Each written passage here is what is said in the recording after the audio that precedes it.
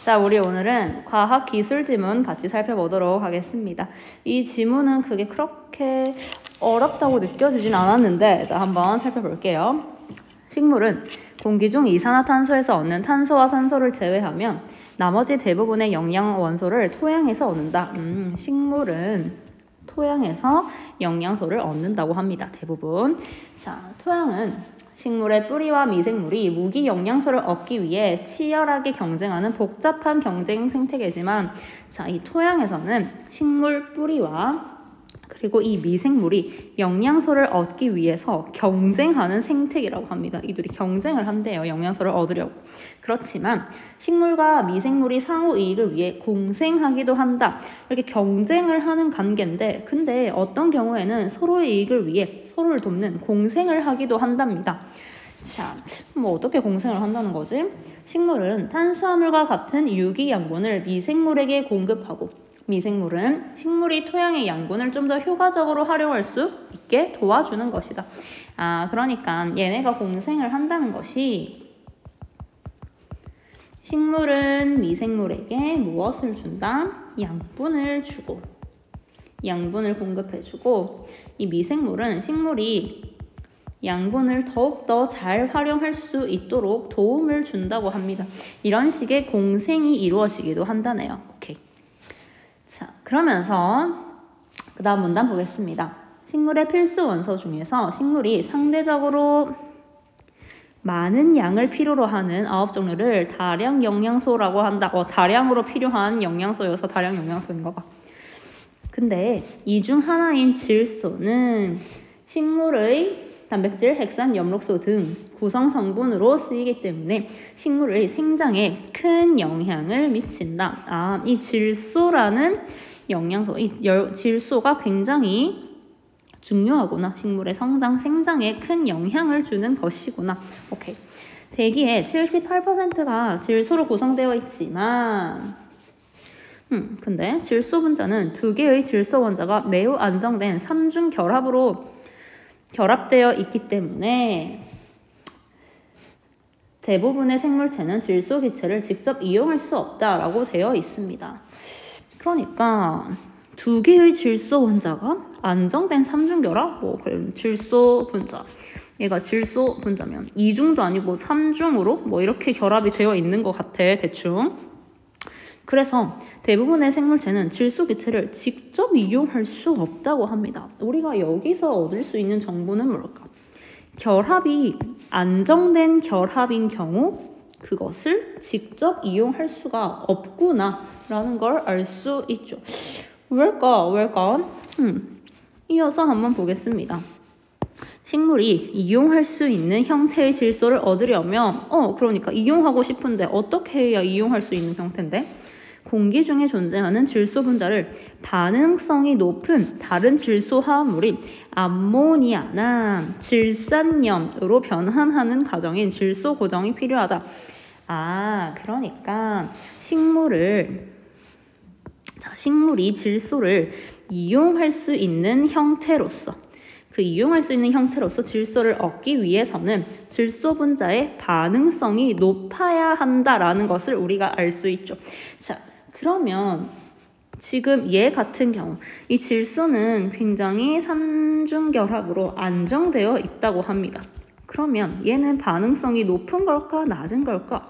낮은 거겠지. 왜냐하면 안정적이어서 이용할 수 없다라고 했잖아. 이용할 수 있는 형태는 어떤 형태냐? 반응성이 높은 형태다라고 말을 해주고 있습니다. 그러니까 이 원래의 질소 3중 결합은 반응성이 낮아서 직접 이용할 수가 없구나. 자, 그렇기 때문에 다른 질소 화합물인 암모니아나 질산염으로 변환을 해야만 반응성이 높아져서 질소 분자를 이용할 수 있다는 거야, 식물이. 자, 그 과정을 뭐라고 하냐면 질소 고정이라고 합니다. 그러니까 우리가 이 질소 고정이라는 것은 이 질소를 식물이 이용할 수 있게끔 반응성이 높은 상태로 변환시켜주는 과정이구나. 예컨대 암모니아나 질산염으로 바꿔주는 과정이구나. 자, 여기까지 이해됐죠? 그렇게 크게 어렵지 않았어. 자, 그 다음 이어서 보겠습니다. 자연 상태에서의 질소 고정은 주로 생물학적 질소 고정에 의해 이루어지는데 근데 이는 질소 고정 세균이 가진 질소 고정 효소의 촉매 작용에 의해 질소가 환원되어 암모니아가 생성되는 것이다. 그러니까 질소가 있는데 질소가 있어. 얘를 이용할 수 있는 형태로 바꿔줘야 한다는 것이죠. 그게 그 중에 하나가 이렇게 암모니아로 이렇게 바꾸어주는 과정. 이걸 우리가 지금 질소 고정이라 하겠다. 질소를 이용할 수 있는 반응성이 높은 형태로 바꾸어준다는 것이지. 근데 이 과정에서 이게 그냥 이루어지는 것이 아니다. 무엇에 의해 이루어진다? 여기 나와 있죠. 질소 고정 효소의 촉매 작용에 의해. 질소 고정 효소의 촉매 작용에 의해서 이렇게 암모니아가 생성될 수 있다라고 말을 하는 것이죠. 오케이. 질소 고정 효소는 철 단백질과 몰리브덴 철 단백질이라는 두 개의 성분으로 구성할 수 있으며 철 단백질과 몰리브덴 철 단백질이라는 두 개의 성분으로 구분이 된답니다. 둘 중 하나만으로는 촉매 활성이 나타나지 않는다. 즉 얘네가 질소 고정이 이루어지기 위해 이 촉매 활성이 되기 위해서는 몇 개가 있어야 한다? 이 둘 모두가 있어야만 촉매 활성이 이루어진다라는 뜻이라고 볼 수 있겠죠. 오케이. 자, 그 다음 보겠습니다. 철 단백질은 ATP를 분해하여 얻은 에너지를 이용해서 자, ATP가 주석에 뭐라고 나와 있냐면요. 어떤 유기화합물이라고 합니다. 이것이 분해될 때 발생하는 에너지가 생물체의 생명 활동에 사용된다라고 주석에 나와 있습니다. 자, 그러니까 여기서 ATP를 분해하여 에너지가 생기는 거 맞죠? 이 에너지를 이용한다고 합니다. 철 단백질은. 자, 그러면서 이 몰리브덴 철 단백질에 전자를 공급한다. 얘가 철 단백질에 전자를 공급한다고 합니다. 자, 그러면서 몰리브덴 철 단백질은 공급받은 전자로 질소 기체를 환원시켜 암모니아를 생성하게 된다.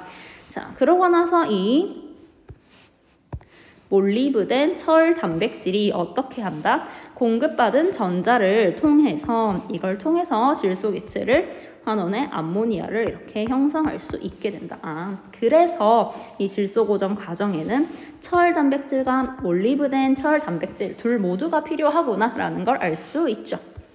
자, 이어서 봅시다. 철 단백질과 몰리브덴 철 단백질은 모두 산소 분자에 의해 빠르게 비활성화되는데 얘들아, 산소 분자에 의해 빠르게 비활성화된다고 합니다. 그렇다면 산소를 만났을 때 얘네의 활동성이 어떻게 된다는 거야? 그렇지.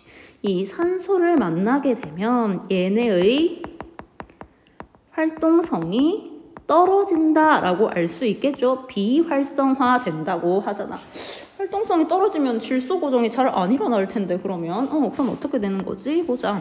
철 단백질이 산소에 의해 활성이 반으로 줄어드는데 걸리는 시간인 반감기는 30에서 45초이고 얘는 이 정도의 시간 만에 바로 비활성화가 된답니다. 거의 절반으로. 그 다음 몰리브덴 철 단백질의 경우에는 10분이다. 얘는 조금 더 걸리네요. 반감기의 시간이. 자, 이러한 비활성화는 되돌릴 수 없기 때문에 되돌릴 수 없대. 한번 활동성이 떨어지면은 다시는 활동성을 되찾을 수 없다는 뜻이겠죠. 자, 그러면서 질소 고정은 산소가 없는 환경에서 이루어져야 한다. 당연히 산소가 없어야겠네. 왜 없는지 이해가 되지 얘들아. 왜? 산소를 만나는 순간 얘네 단백질은 모두 비활성화되면서 활동성이 떨어진다. 그럼 질소 고정이 제대로 이루어질 수 있다 없다? 없겠죠. 그렇기 때문에 질소 고정은 산소가 반드시 없어야 한다라는 것이죠. 오케이. 자, 그런데 질소 고정에는 많은 양의 에너지가 필요하고 이 에너지는 산소 분자가 존재할 때 효율적으로 작동하는 세포 호흡을 통해 생산된다. 질소 고정을 하려고 할 때는 에너지가 필요한데 문제는 이 에너지가 산소가 존재할 때 더 이 효율적인 과정을 통해서 에너지가 생산된다고 합니다. 그럼 어떡해? 산소가 없는 상황에서 질소 고정이 이루어져야 하는데 질소 고정에 필요한 에너지를 얻기 위해선 산소가 또 필요하대. 어떻게 해야 돼? 자, 그 다음 봅시다. 생물체는 질소 고정에서 산소와 관련된 딜레마를 해결하기 위해, 그렇지, 딜레마라고 할 수 있겠지, 그지? 질소 고정 과정에선 산소가 꼭 필요한데, 근데 이 철단백질, 몰리브덴 철단백질, 얘네는 산소가 닿으면 비활성화 되어버려. 더 이상 질소 고정이 이루어지지 않아. 딜레마라고 할 수 있겠죠. 이걸 해결하기 위해 다양한 전략을 개발했다고 합니다, 생물체가. 자, 그중 질소 고정 세균의 하나인 뿌리혹 세균과 콩과 식물의 이 둘의 공생이 이 딜레마를 해결할 수 있는 방법이라고 합니다. 자, 그러면 얘들아, 우리 이 딜레마와 관련된 기억 문제 한번 볼게요. 3번 가보도록 하겠습니다. 자, 이 기억, 이 딜레마가 뜻하는 바가 무엇이냐? 이건 너무 쉽지. 뭐야? 질소 고정을 하는 가운데 에너지가 필요해. 근데 이 에너지를 얻는 과정에서는 산소가 꼭 필요하다. 그런데 문제가 뭐냐면 질소 고정에 쓰이는 이 효소, 얘네는 산소가 닿으면 돼? 안 돼? 산소랑 닿으면 안 되는 거야. 그러니까 이 딜레마의 과정이라고 할 수 있는 것이겠죠. 자, 그러면 기억이 의미하는 바로 가장 적절한 거, 이걸 담고 있는 게 몇 번일까? 맞아, 3번이야. 질소 고정에 쓰이는 에너지를 얻기 위해 필요한 산소가 질소 고정 효소의 활성은 오히려 억제하는 상황. 이것이 바로 지금 본문에 나와 있는 상황이라고 할 수 있겠죠. 자, 그런데 혹시나 2번을 찍은 사람이 있을까 봐 2번을 추가 설명할게요. 질소 고정 세균이 에너지를 생성할 때와 질소 고정을 수행할 때 산소가 필요하다. 질소 고정을 수행할 때 산소가 필요한 건 맞아, 얘들아. 근데 질소 고정 세균이 에너지를 생성한다는 이야기는 없습니다. 그렇죠. 질소 고정을 하는 그 자체 과정에서 에너지가 필요한 거야. 알겠지? 자, 그래서 2번이 틀렸다. 자, 이어서 한번 보겠습니다. 지금 우리가 이 산소 딜레마를 해결하기 위한 그 방법 중 하나가 무엇이냐면 뿌리혹 세균과 콩과 식물, 즉 그냥 콩이야 콩이라고 생각을 하면 돼. 이 콩 둘 사이에 공생이 그 해결 방법이라고 합니다. 그럼 어떻게 해결을 한다는 것일까? 한번 볼게요. 질소 고정 세균의 대부분은 토양에서 독립 생활을 하고 얘네는 토양에서 독립적으로 산대요. 자, 일부만이 식물과 공생관계를 형성하는데 일부만 공생을 한다. 뿌리혹 세균은 한정된 종류의 숙주식물로 하여금 뿌리혹을 형성하게 하여 공생한다. 뿌리혹을 형성하게 한다 해서 뿌리혹 세균인 것 같아. 얘네는 한정된 종류의 식물의 뿌리혹을 형성한다고 합니다. 오케이. 뿌리혹 세균은 토양 속에서 단독으로 생존할 때는 질소 고정을 하지 않고 얘가 그냥 토양 속에 이렇게 독립 생활을 할 때는 질소 고정을 따로 하지 않는다고 합니다. 콩과 식물의 뿌리혹 안에 세포 내에서 박테로이드라는 형태로 존재할 때만 질소 고정을 수행한다. 자, 그러니까 이 뿌리혹 세균이라는 것이 콩과 식물, 콩식물 안에 이 뿌리혹 안에 세포 내에서 박테로이드라는 이 형태가 된대. 그 형태로 존재할 때만 질소 고정을 수행한다라고 말을 하고 있습니다. 그러니까 우리가 알 수 있는 것은 뿌리혹 세균이 식물의 뿌리혹 안 세포 내에서 박테로이드라는 형태가 되구나. 그러면은 이때 질소 고정을 수행하구나. 오케이, 이 세균이 박테로이드로 변신을 하나 봐. 자, 뿌리혹 세균은 ATP를 생산하는 데 필요한 대사 연료인 탄수화물을 콩과 식물로부터 공급받고 질소 고정을 수행해 생산한 암모니아를 콩과 식물에게 공급한다. 그러니까 이 세균은 식물로부터 탄수화물을 공급받아. 이 탄수화물이라는 이득을 취해. 그럼 대신 자기는 식물에게 무엇을 해주냐? 질소 고정을 하여서 이 식물의 암모니아를 결국 식물이 쓸 수 있는 질소를 이렇게 제공한다는 것이죠. 오케이. 자, 그러면서 콩가 식물은 뿌리혹 세균과 화학적 신호를 주고받으며 뿌리혹을 형성한다라고 나와 있습니다. 여러분 읽으면 알겠지만 그래서 뿌리혹이 어떻게 형성되는데 그 과정에 대해서 이제 설명을 하는 것 같아요. 자, 봅시다. 콩가 식물의 뿌리가 뿌리혹 세균을 끌어들이기 위한 화학 신호를 보내면 토양 속의 뿌리혹 세균이 이에 반응하여 뿌리털에 결합을 한다고 합니다. 그러니까 지금 콩가 식물의 뿌리가 뿌리혹 세균에게 신호를 보낸다고 합니다. 화학적 신호를 보내면 이 세균이 뿌리에 탁 달라붙는 이 결합이 이루어진다는 거죠. 세균이 뿌리에 탁 달라붙는데요. 됐죠? 뿌리털에 결합을 한대요. 자, 그 다음 뿌리혹 세균이 뿌리 피층의 세포 분열을 촉진시키는 물질을 방출하면 뿌리털의 끝이 굽어지고 세포벽의 일부가 분해되어 세포막이 합입되면서 가느다란 관 형태 구조인 감염사가 형성된다라고 나와 있는데 우리는 일단 그림을 통해 알 수 있는 것만 같이 볼게요. 자, 보면요. 여기 두 번째 페이지에서 뭐라고 했었냐면 뿌리혹 세균이 세포 분열 촉진시키는 물질을 방출하면 뿌리털이 이렇게 굽어진대. 지금 이렇게 굽어졌다. 그지? 굽어졌어. 뿌리털이. 자, 그러면서 관 형태 구조인 감염사가 형성된다라고 되어 있습니다. 그렇네. 일단 이 첫 번째 과정, 이 뿌리혹 세균이 지금 이렇게 들어가면서 이게 굽어지고 감염사가 만들어진 상태입니다. 자, 그러면서 뭐라고 하냐면요. 자, 이 감염사라는 건 뿌리의 피층을 관통해 안쪽으로 신장하면서 이를 통해 세균이 식물 뿌리로 들어가게 된다. 자, 여러분 잘 보면요. 여기 보세요. 뿌리혹 세균이 여기로 이렇게 들어가고 있는 거 보이죠? 그렇네. 감염사를 통해 뿌리혹 세균이 식물 뿌리로 들어갈 수 있게 됩니다. 자, 됐죠? 자, 그러면서 이제 뭐라고 이어서 말을 하냐면요.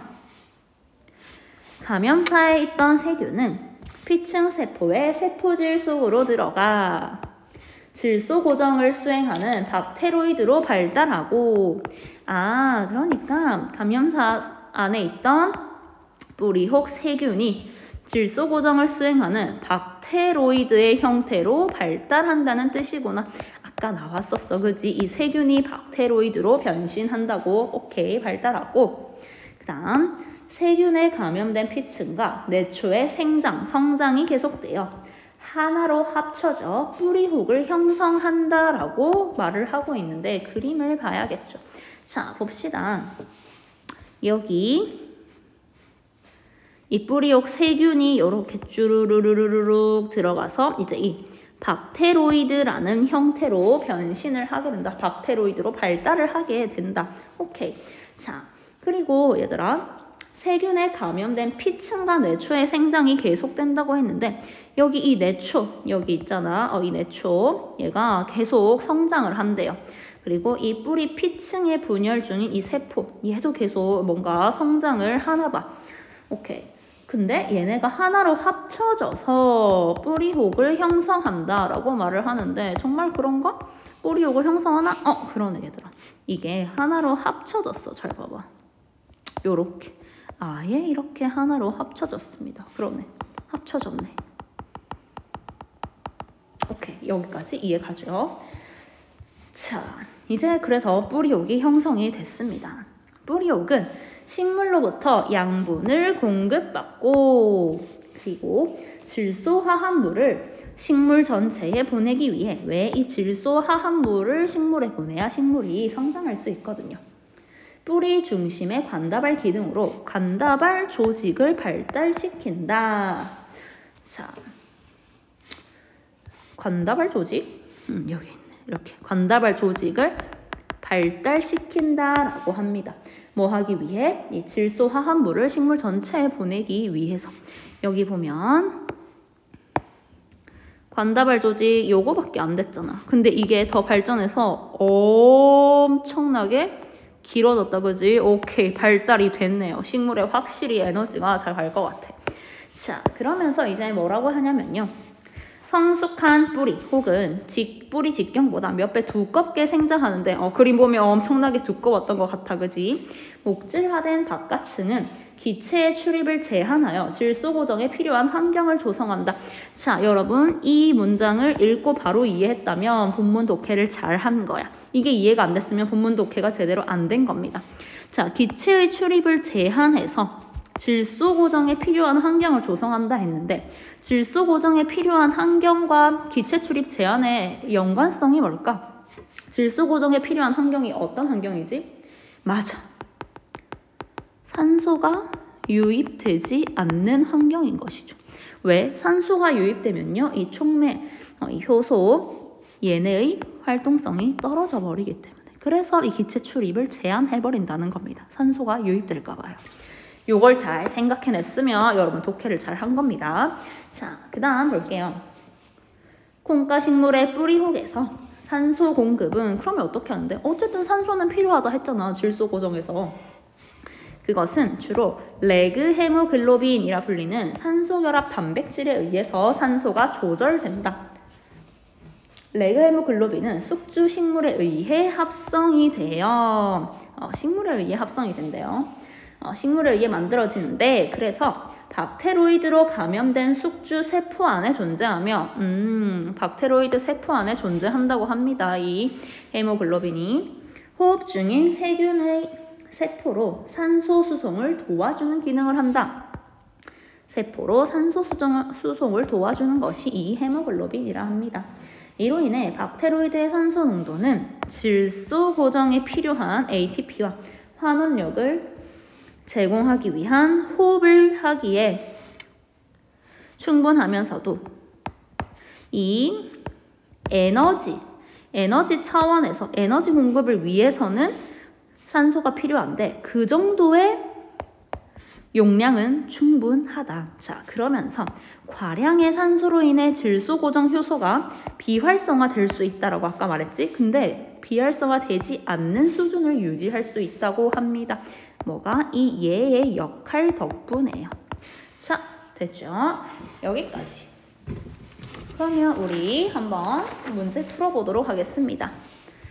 자, 1번 문제 볼게요. 윗글에 대한 설명으로 가장 적절한 것을 골라야 합니다. 이것은 이 글의 전반적인 이야기, 본문 전개가 어떻게 이루어졌느냐, 본문 전개 방식에 대해 묻는 문제인데요.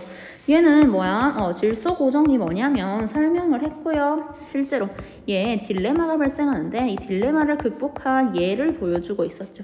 콩가 식물과 뿌리옥 세균의 이야기를 하고 있었습니다. 이것과 연결되는 선지 몇 번이야? 그렇죠. 2번입니다. 2번밖에 없어. 이건 틀리면 안 돼. 자, 다음 2번 문제 보겠습니다. 윗글의 내용과 일치하지 않는 것을 볼게요. 1번. 뿌리혹 세균은 박테로이드로 변화하여 맞지? 박테로이드로 변화한다 했었어. 레그 헤모글로빈을 합성한다? 레그 헤모글로빈을 합성하는 거. 얘는 따로 만들어지잖아. 따로. 뿌리옥 세균이랑 상관없이. 자, 어디서 만들어졌냐면요. 여기 나와 있어. 레그 헤모글로빈은 숙주 식물에 의해 합성이 된다라고 했지. 뿌리혹 세균이 변화해서 박테로이드로 변화해 레그 헤모글로빈을 합성하는 게 아닙니다. 얘가 붙어있는 숙주 식물에 의해서 만들어지는 것이다. 바로 1번이 틀렸네요. 다른 건 본문을 보면은 다 알 수 있는 항목들입니다. 자, 그 다음 마지막 4번 보도록 하겠습니다. 자, 윗글에 A가 뭐냐면요. 뿌리혹 세균이었어요. 이것과 B를 비교한 내용으로 적절하지 않은 것을 골라야 합니다. 이거는 얘들아 과정을 묻는 문제를 여러분이 얼마나 꼼꼼히 잘 이해했느냐라고 생각을 하면 되겠습니다. 자, 봅시다. 여기서부터 볼게요. 이 균근 중에 수지상균근이라는 게 있는데 얘는 식물의 뿌리 표면을 따라 자라다가 이 균사를 식물의 표피세포 사이로 뻗어 뿌리의 피층으로 들어간다라고 되어 있는데 여기 이 균사 요쪽 요 까만 회색 애들 얘네를 어떻게 한다? 식물의 표피 사이로 이렇게 쭉 뻗는데 요렇게 뻗는데 이러면서 뿌리의 피층으로 이렇게 안으로 들어간다라고 말을 하고 있죠. 오케이. 균사는 피층 세포의 세포질 안으로 들어가지는 않고 세포질 안으로는 안 들어간다고 합니다. 이런 부분을 잘 체크해야겠죠. 뿌리 세포에 막이 합입되어 형성된 간으로 자라 작은 가지 모양의 수지 상체를 이루는데 여기 보니까 작은 가지 모양이 있는데 이걸 수지 상체라고 하나 봅니다. 이들은 곰팡이와 식물 사이에 양분의 전달이 일어나는 중요 부위다. 여기서 양분 전달이 이루어지는구나. 수지상균근 곰팡이는 숙주 특이성이 거의 없어. 한 가지 곰팡이가 여러 식물과 균근 연합체 연결망을 형성하기도 한다. 그냥 별로 숙주를 막 골라서 특정 숙주만 이런 게 아니라 그냥 여러 식물과 결합이 가능하다고 하네요. 자, 그러면 한번 보겠습니다. 1번. 자, 사실 나머지는 본문에 다 나와 있거든. 이거 옳지 않은 것이어서 여러분 2번 한번 보세요. 식물과의 양분 교환을 위한 통로인 박테로이드를 발달시키고 라고 나와 있는데 얘들아 뿌리혹 세균은 박테로이드를 발달시켰어? 아니 얘가 박테로이드로 발달된다 했잖아. 박테로이드로 변화된다고 했잖아. 일단 애초에 여기서부터 틀렸어. 그리고 보면요. 식물과의 양분 교환을 통한 식물과의 양분 교환이 이루어지는 통로를 본문에서 뭐라고 했었는지 너희 보이니? 자, 본문에서 뭐라고 했었냐면요. 어디라고 나왔었냐면 여기 식물로부터 양분을 공급받고 보내는 관따발 조직. 알겠지? 애초에 그거는 박테로이드 자체도 아니에요. 박테로이드도 아니고 이것도 관따발 조직이라는 개념이죠. 사실 본문을 바로 탁 기억을 하는 건 어렵고 선생님 같은 경우는 아닌데 뿌리혹 세균은 박테로이드를 발달시키는 게 아니라 얘가 박테로이드로 발달이 되는 거였는데 라고 선생님은 판단을 했었어. 그래서 요 A가 일단 틀렸고요. 자, 그러면 뒷부분은 맞을까? B는 양분 교환의 효율을 높이기 위해 수지 상체를 형성한다. 맞아. 이 균사가 쭉쭉쭉 들어가서 이 안에 수지 상체를 이룬다라고 나와 있었죠. 그래서 B 부분은 설명이 맞습니다. 자, 그래서 요거는 답이 2번이에요. 사실 1, 3, 4, 5 선지는 이 본문을 읽으면 그냥 거의 1대1 대응이 됩니다. 자, 됐죠? 그러면 오늘은 여기까지 하도록 하겠습니다. 혹시 이해가 안 되는 게 있으면 꼭 와서 질문을 해주세요. 수고했습니다.